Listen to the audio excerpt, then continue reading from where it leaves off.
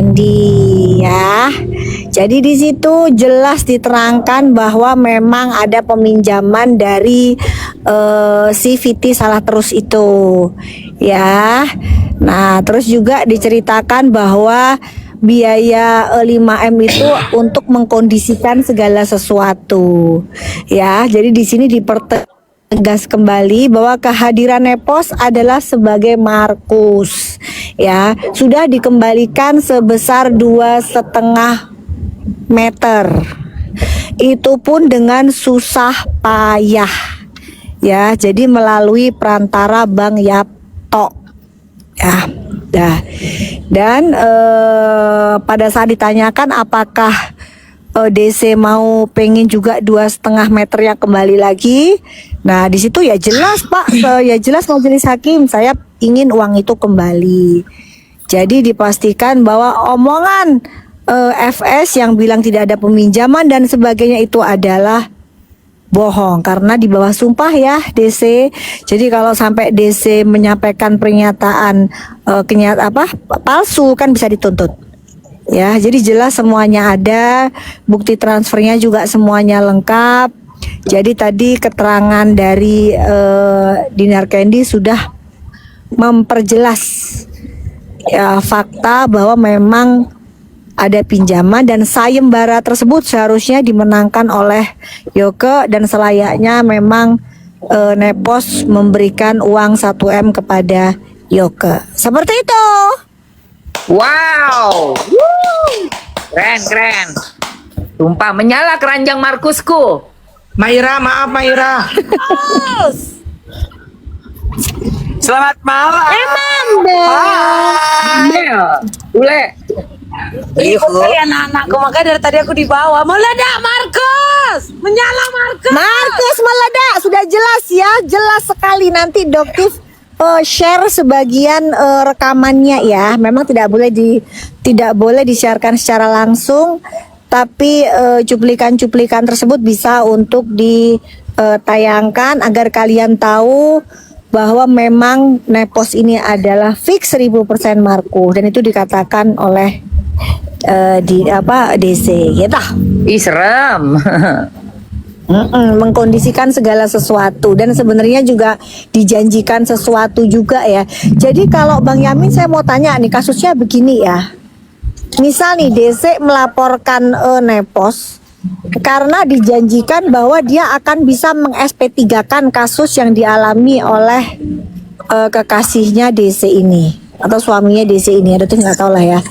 Nah, ternyata terjadi one prestasi atau apalah ya, ternyata tidak.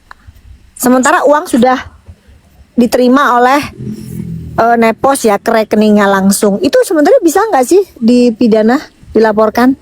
Ya, langsung aja Ibu Dokter, terima kasih Mbak Emma Waroka, ini artis idola saya salah satu nih. Iya, mulai Yamin.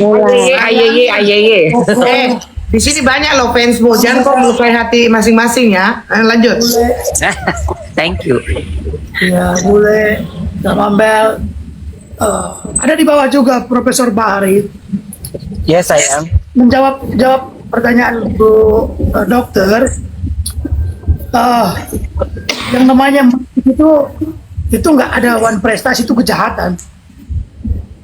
Iya. Tidak boleh ada suap menyuap dalam penegakan hukum. Tidak ada boleh menjanjikan kepastian dalam penegakan hukum, termasuk seorang pengacara. Tidak boleh.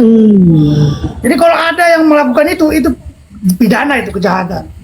Kalau keterangan itu dibuat di dalam ruang pengadilan, didorong hakimnya bagaimana menyuratinya, ya, agar itu diperiksa kepolisian, karena tanpa perintah dari hakim itu nanti mungkin disampaikan, dilengkapi oleh Pak Prof Nyoman, ya, karena ini hukum pidana yang dilakukan dalam hukum acara. Agak lucu sebenarnya ini, tanpa perintah hakim dia tidak bisa ditegakkan. Seharusnya itu langsung polisi sebenarnya kalau dalam konstruksi hukum gitu. Saya Iya. Ya, Bu Dokter, lanjut.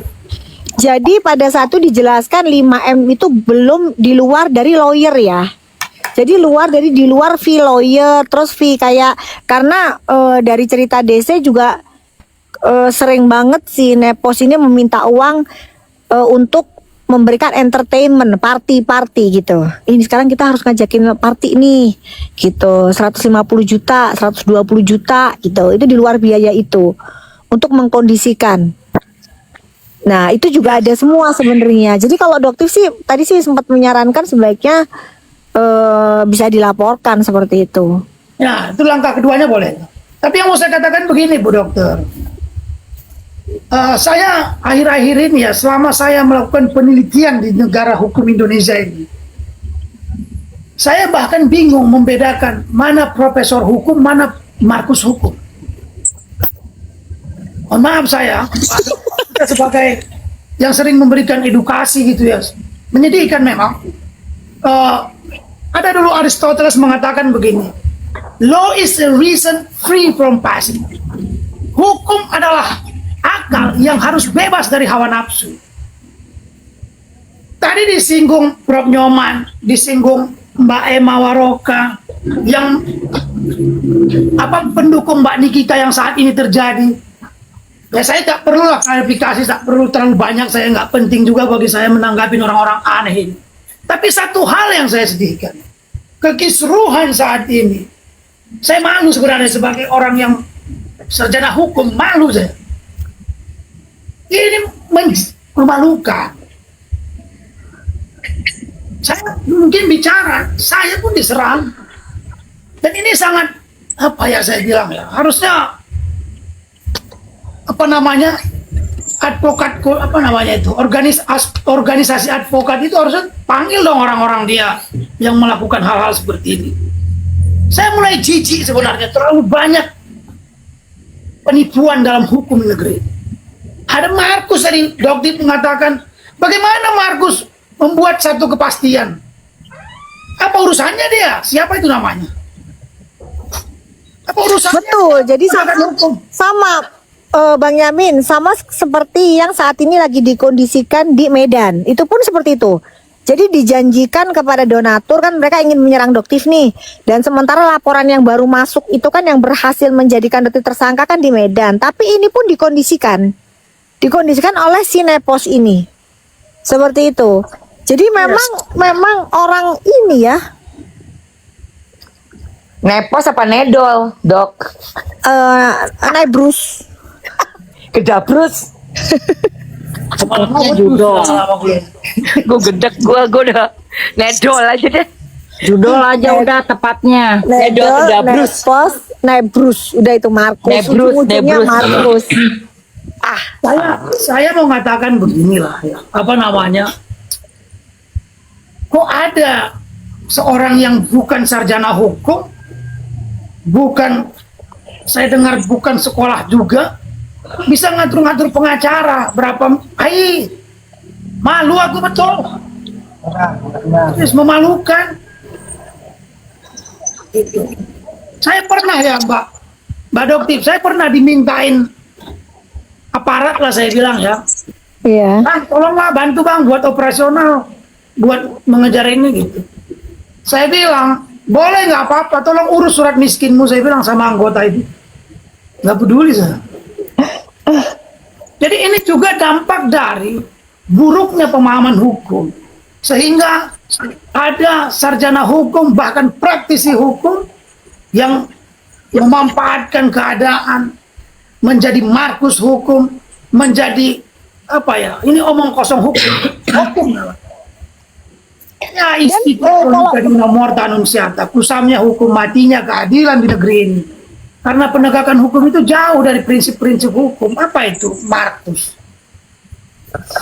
Dan Bang Yamin, dan selain itu juga memang masalahnya lawyernya sendiri juga kurang kecerdasannya sih kurang, maksudnya gini ya, yang sama seperti yang Pak Ogah melaporkan Doktif di MDP sampai sekarang mana kedengaran nggak naik? Ingat nggak Bang Yamin yang si Pak Ogah melaporkan Doktif? Masa sih kualitas seorang lawyer seperti itu? Dia nggak ngerti kapan dia melaporkan ke MDP, kok nggak ngerti. Doktif aja nggak, lawyer aja ngerti gitu loh, paham apa yang dia lakukan ini nggak sesuai dengan pelajaran hukum seorang lawyer gitu loh. Iya, Bu Dokter, saya mohon maaf, seluruh sarjana hukum, mau dia pengacara, mau dia polisi, mau dia jaksa, mau dia hakim, ya saya ingatkan aja, suatu hari Anda akan pensiun, anak Anda akan menjadi korban, gitu. Jadi begini, ada SH itu, jadi di negeri ini, saya ingat, di negeri ini polisi itu ada dua. Satu manusia, mohon maaf saya, satu lagi anjing. To be honest, bukan mau saya kasar. Keduanya itu dibiayai oleh rakyat. Ada namanya K9, C9, diambil dari Jerman. Itu juga polisi. Mbak Emma menggaji itu loh. Punya pangkat juga. Jadi kalau ada polisi yang kelakuannya melebihi dari itu, sebaiknya mereka bertukar tempat aja. Kalau ada yang nerima suap, yang semena-mena itu, tukar tempat aja dia. Kalau ada pengacara yang jadi kecap, yang pada akhirnya menipu, mengumpulkan duit, harusnya Anda malu dan berkaca. Kalau ada jaksa, ya, yang brutal, yang tak punya sopan santun, yang arogan, seharusnya Anda berkaca dari sepuh Anda. Kalau ada hakim yang suka-suka, yang suka tidur, yang semena-mena, menerima suap, suatu hari Anda akan kena. Kau dengar ini Indah Manurung?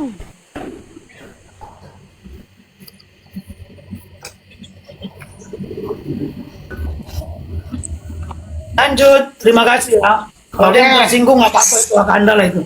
Mambel, silakan Mambel. Tenggorokannya belum disapu-sapu. Tadi saya lihat kamu masih sibuk ngapain gitu. Ayo Mambel. Sinyalnya jelek. Kan aku udah pernah bilang itu, balik lagi ke situ kok. Kebohongan itu bisa direncanakan, tapi kebohongan itu bisa terbongkar tanpa direncanakan. Masing-masing tabir itu akan terbuka dengan sendirinya. Mulai dari ya pergantian undang-undang, pergantian pasal, maaf, perubahan BAP dari pelapor, dan sekarang juga ada perubahan-perubahan yang tertuang dalam sebuah tuntutan. Semuanya ini abu-abu.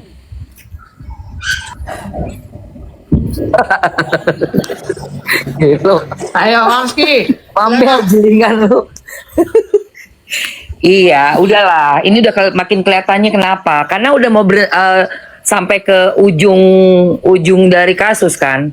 Bener banget loh, Bang Nyoman bilang tuh, kita di kasusnya Agus Sedih itu sama Novi, sama tuh. Ada yang ribut sendiri, akhirnya pecah. Nah, udahlah, nggak usah lah kita. Aku udah males sudah. Sebenarnya sih aku udah tahu. Ini kalau mau kesebut nama kok selesai sudah dari 3 bulan yang lalu kok. Kan Mamski kan tahu Koko kan, meskipun kena badai begini kan aku tetap wise saja Mamski, karena aku memang jadi kita berusaha belajar jadi orang bijaksana itu susah Mamski. Kalau jadi orang jahat mah 1 kali aja Bang. Iya, Mamski kan. Betul. Nah, saya tetap mempertontonkan bahwa saya adalah meskipun ada badai itu yang datang, saya tetap berdiri tegak dan tetap dengan pribadiku yang tidak berubah. Iya. Gini ya, sebenarnya Mamski tahu si A, si B, si C, si D. Karena mereka pemain semua, dan ada yang sudah Mamski tahu dari 5 tahun yang lalu, termasuk si KH ya, termasuk ada satu lagi BP, dan yang itu yang sekarang sedang bermasalah juga itu. Itu kan di kasusnya Novi ada juga. Tapi Mamski kenapa nggak pernah bahas mereka? Cuma pernah sekali aja tuh yang tentang si KH. Itu Mamski memang bener-bener kesel banget. Sama yang satu lagi tuh, itu Mamski pernah ngomong sama 1 orang aja. Karena Mamski pikir udah pada pinter semua, pasti udah pada paham gitu loh. Dan ternyata bener kan? Kejadian kan, baru kelihatan di ujung mendekati mau selesai, mau vonis ini. Yang harusnya kita semuanya tetap gaspol, tetap semangat. Tapi akhirnya ya udah kembali lagi cerita lama. Selalu ada bad apples inside the good apples. There's a bad apples, dan karena ada satu yang bad apple, yang bagus-bagusnya kena semua. Inilah sedihnya di situ, teman-teman. gitu loh. Jadi kalau menurut aku ya, sudah kesampingkan, selesaikan ini di luar yang kita lagi hadapi ini dalam ring ini, yang lawan kita yang sesungguhnya tuh mereka tuh seberang itu tuh yang tadi Doktif ceritakan. Itu bener-bener kudu hati-hati semua. Sudah deket banget waktunya gitu loh. Jangan kendor, jangan sampai ya jadi kayak pengalihan isu kan. Akhirnya nggak fokus ke kasusnya loh. Jadi kembalikan lagi ke back on track.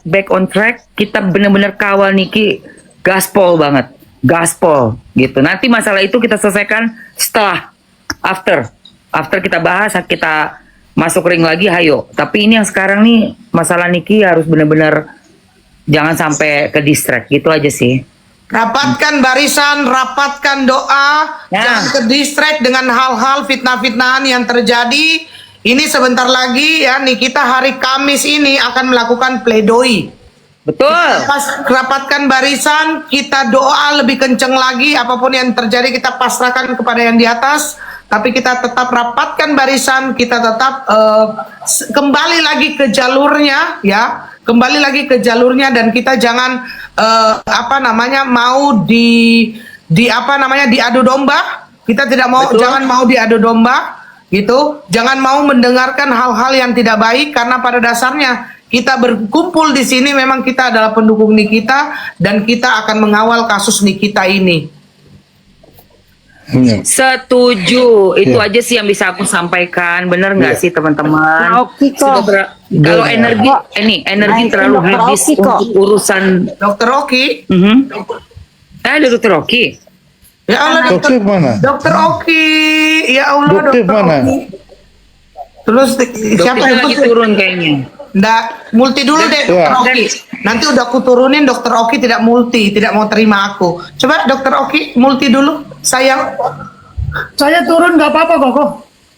Nggak, Jangan dulu Wajib Bang Yam. turun, aku udah ngantuk, say. Enggak. Mungkin tunggu dulu sedikit lagi baru turun, nggak apa-apa. Oh iya, ya, Jadi oke. gini. Ya, Koko Hero host yang baik hati dan tidak sombong dan tetap tegas. Ya, ya menurut saya memang apa yang disampaikan Bang Yamin tadi ya, bahwa kalau pandangan saya secara umum persoalan ini kan ada dua. Apakah perpecahan internal yang bela rasa terhadap Nikita Mirjani sengaja digembos oleh lawan, atau memang di dalam internal yang sudah bergeser kepada kepentingan-kepentingan personal. Nah, itu dua hal yang menjadi pertanyaan kita bersama untuk mencari tahu satu jawaban yang tunggal. Kita bicara tadi apa yang disampaikan oleh Dokter Doktif ya, berkaitan perkembangan kasusnya.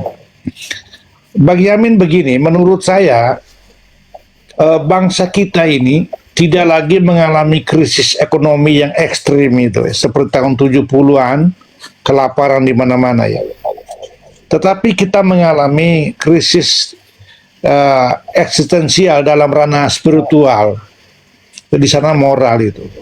Terlebihnya krisis moral terjadi di dalam lingkungan penegak hukum. Di sana ada pengacara, ada advokat, lalu ada jaksa, polisi, dan hakim.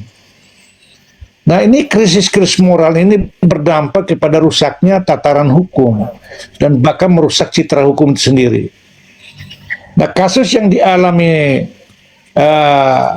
Dokter Doktif tadi sebenarnya transaksi itu yang dapat dijadikan untuk memperdagangkan pengaruh dalam sebuah kasus yang perdata menjadi pidana dan pidana dihentikan, di SP3 kan. Ini memperdagangkan pengaruh ini kebetulan dilakukan oleh Markus menggunakan sarana uang sebagai biaya entertain baik hakim, polisi dan jaksa bahkan pengacara di sana.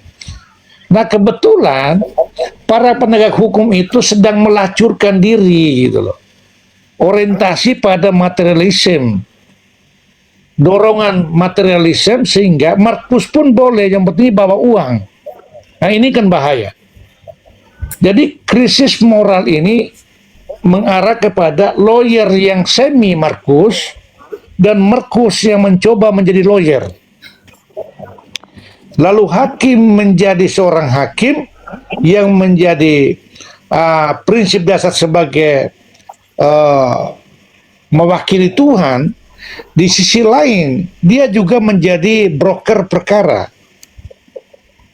Jadi ada bahasa jaksa bilang ini, oke deh, setorkan saja uang satu paket. Satu paket itu mulai dari jaksa sampai ke hakim. Nah, ini ciri-ciri bahwa penegak hukum itu sudah mengalami krisis moral atau krisis spiritual. Dorongan-dorongan ini, Bang Yamin, yang bikin merusak dalam tataran penegak hukum itu karena apa? Menurut saya ada 3 hilal, ini kajian saya ya. Hilal yang pertama itu adalah hedonism. Ada materialism. Memang kita boleh mencari material, tapi materialism itu nggak boleh. Karena kita sudah menempatkan material itu menjadi hamba dalam kehidupan. Itu rusak. Nah yang kedua, hedonism itu kita mau mencoba hari ini punya mobil mewah, besok mobil mewah lagi, yang lebih tinggi lagi kelasnya. Nah yang terakhir individualism. Pokoknya hakim harus mendapatkan duit apapun, korban itu, si terpidana itu orang miskin, gak peduli. Yang penting gue dapat uang. Nah ini yang menurut saya hal-hal yang mendasar yang menjadikan penegak hukum ini tidak jalan secara baik. Nah akhirnya apa? Akhirnya bela rasa kita ini kepada sentimen. Maka suara-suara teriak terhadap hakim buruk, jaksa buruk, pengacara buruk, polisi buruk itu memang tidak bisa terbantahkan. Tidak ada satu lembaga yang steril anggotanya tidak terlibat. Polisi ada oknumnya, jaksa ada oknumnya, lawyer ada oknumnya. Nah ini yang menurut saya lebih banyak mengkritisi para penegak hukum. Kalau masyarakat awam berbuat melanggar hukum ya wajar karena dia tidak paham. Tapi naifnya orang yang dianggap intelektual dalam bidang hukum melacurkan diri gitu loh. Dalam profesi, dalam keilmuan. Ahli dibayar berubah cara pandang ahlinya. Hakim dibayar memperdagangkan pengaruh. Orang yang tidak bersalah menjadi salah. Jaksa juga begitu. Jual beli pasal, akhirnya apa? Tidak bisa dibuktikan dalam ruang persidangan. Ganti sana, ganti sini. Konstruksinya berubah dari awal sampai akhir. Ini yang menjadi menurut saya memalukan bagi kita orang yang dianggap penegak hukum.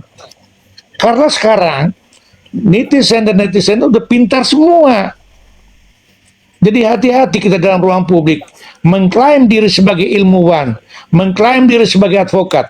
Tapi perilakunya tetap aja melacurkan diri dalam profesi. Ya buat apa? Jadi menurut saya teman-teman, hanya 2 hal yang bisa kita analisis. Apakah sengaja digembos oleh lawan atau memang ini pergeseran nilai perjuangan yang tadinya bela rasa menjadi bela uang. Nah ini yang perlu kita hindari. Jadi saya tadi pernyataan saya ini tidak menyudutkan pada siapapun. Saya hanya bicara secara umum bahwa manusia bisa berubah ketika kepentingan berbeda. Manusia bisa bersatu secara baik, bisa kepentingan sama. Nah, kita berharap tadi yang seperti Momski bilang, ini adalah saat terakhir, jangan sampai kita dicungkir balikan di dalam kelompok ini dan akhirnya kita lupa bersuara, saling menyerang dan kita tinggalkan misi utama kita sebagai freedom terhadap Nikita Mirzani karena kita menganggap rekayasa kasus ini sejak awal mulai dari proses penyidikan sampai penuntutan hari ini. Saya pikir itu dulu Koko Hiro, minta maaf jika narasi terima saya kasih Bang tidak berkenan di hati. Nyoman atas waktunya ya. Terima kasih banyak ya. Oke, mungkin Mambel mau bicara, silakan Mambel. Terima kasih yang sedang berusaha, Momski, you know. My Instagram has gone. Gue nggak tahu ada yang panas dengan segala cerita gila yang sedang aku mau tuangkan dalam sebuah novel, tapi ternyata benar-benar my Instagram has gone juga. Serius?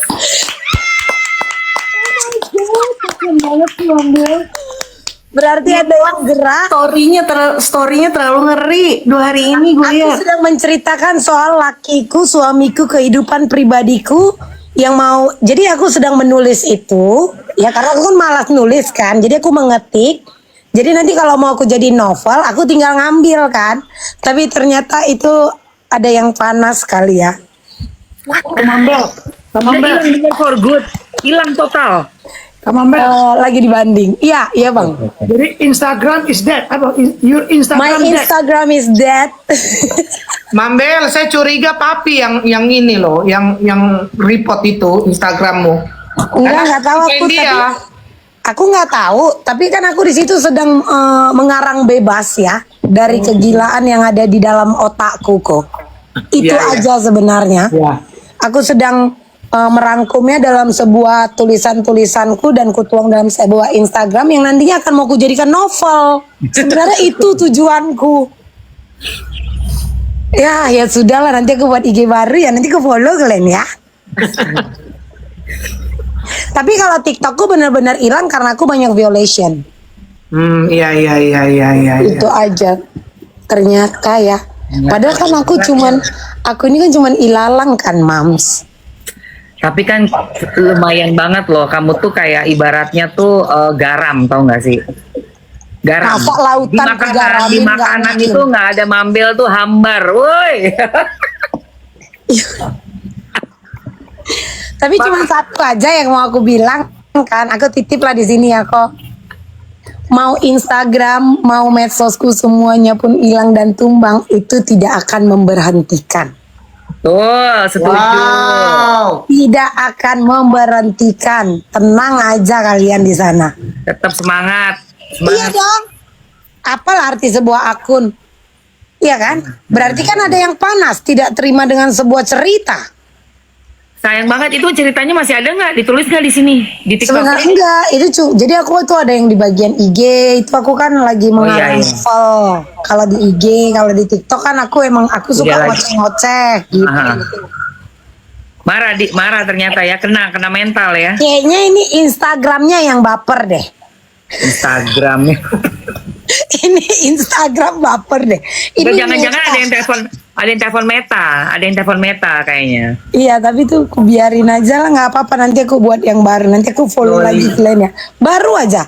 Oke, Enggak, ini oke. tadi baru aja dari tadi. Baru aja. Tiba-tiba aku mau ngecek. Udah hilang. Berarti Meta ini yang baper, Mams. Ya kan? Halo Meta, tolong itu teman saya yang itu dicopot dong satu. Hai. Tapi ini resiko. Aku tidak menyesalin itu. Jadi jangan dipikir aku akan diam, aku akan gimana. Aku nggak menyesalin itu. Enggak, Apa yang minimal kan orang udah usaha Mambel. Coba kok terpukul aja sedikit aja gitu loh. Biar senang kakakmu. Maksud kalian? Ya, terpukul aja sedikit biar senang kakakmu kan. Berat lah sayang kalau kayak gitu. Suruhlah orang tuh jahit mulutku kalau enggak.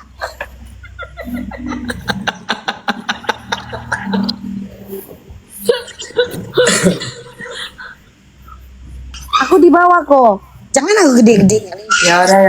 Apa sih belakang aku apa? Oke. Kucing. Oke.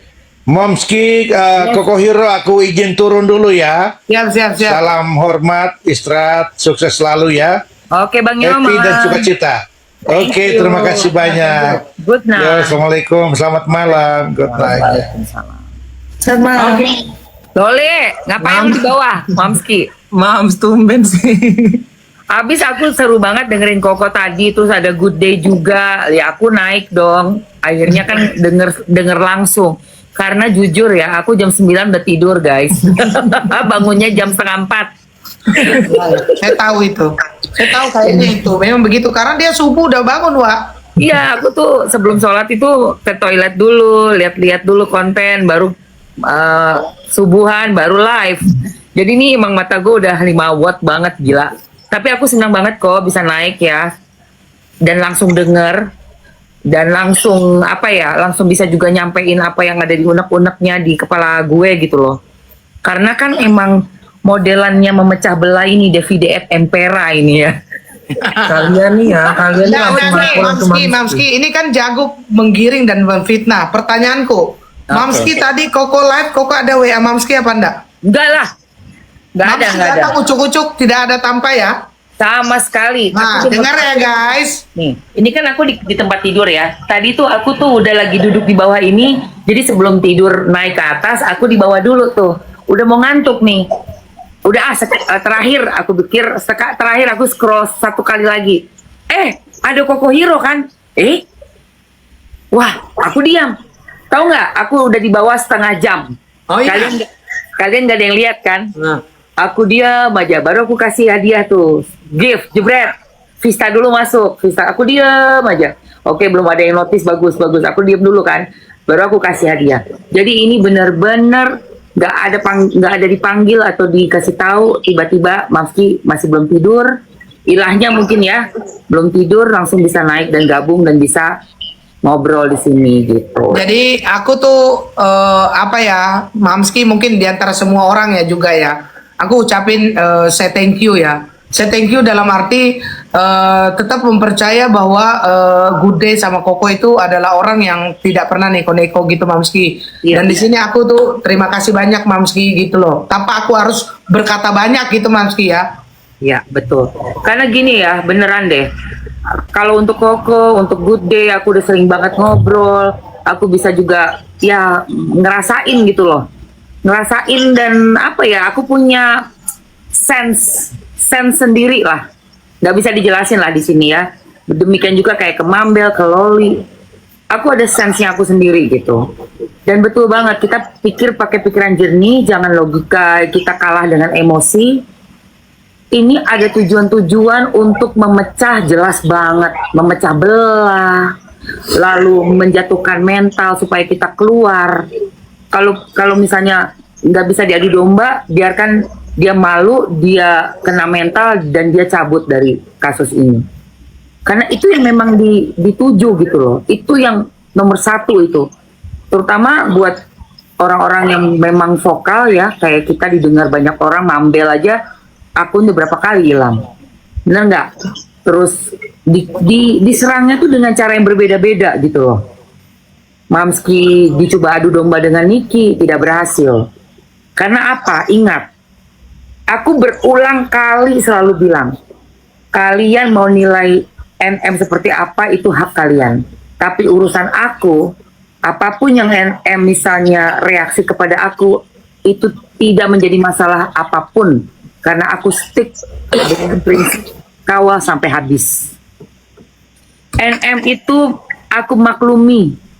100%, 1000% aku maklumi. Posisi kita, ya saat sekarang, tidak akan bisa kalian gantikan posisi NM. Niki itu terlalu berat posisi dia. Gitu loh. Jadi apapun perasaan dia, galaunya, emosinya, itu kita maklumi semua. Jangan membuat, kita jadi ngerasa apa atau gimana. Stick sama janji di hati kita sendiri bahwa saya mau kawal kasus ini sampai habis. Gitu. Terus ada yang bilang, rugi dong lo. Ih kasihan deh lo. Gue bilang apa? Nggak ada rugi-ruginya kok. Niat baik itu Allah yang ganti. Ingat, pasti ada hikmahnya buat kita. Insya Allah kedepannya ada manfaatnya. Saya yakin banget itu. Dari semua kasus ya, Koko Hero, Mambel, Loli, Lingga, semua yang lagi ada di room ini. Dari semua kasus yang Mamski kawal dan aku punya keyakinan aku tuh pasti kawal orang yang benar, insya Allah jalannya bagus buat Mamski ke depan. Bukan langsung dari orang itu, tapi dari yang lain-lainnya. Betul Mamski. Itu pasti loh Koko Hero. Jadi saya itu cuman belajar untuk menjadi orang ikhlas saja Mamski. Mungkin kelihatan apa enggak saya enggak tahu. Kelihatan. Cuma saya natin tulus untuk Nikita Mirzani